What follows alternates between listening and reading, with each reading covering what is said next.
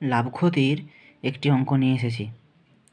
এক চা বিক্রেতা 250 টাকা কেজি দরের এ চা 150 টাকা কেজি দরের বি চায়ের সঙ্গে 2:5 অনুপাতে মেশালেন। তারপর ওই মিশ্রিত চা 200 টাকা কেজি দরে তিনি বিক্রি করেন, তবে তার লাভের শতকরা হার কত? তো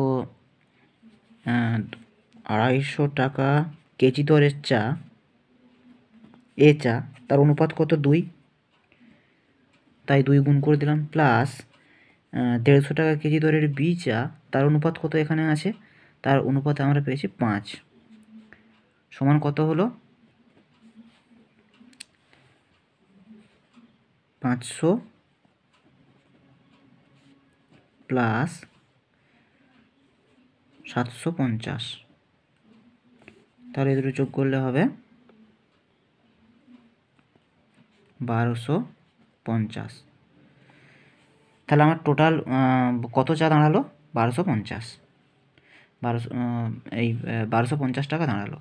এরপর বলেছে যে 200 মানে এই চা মিশ্রিত করলেন, মানে এই 2 কেজি আর 5 কেজি চা, মোট 7 কেজি চা 200 টাকা করে বিক্রি করলেন। তাহলে এখানে 200 × 7, তার 1400 টাকা হবে।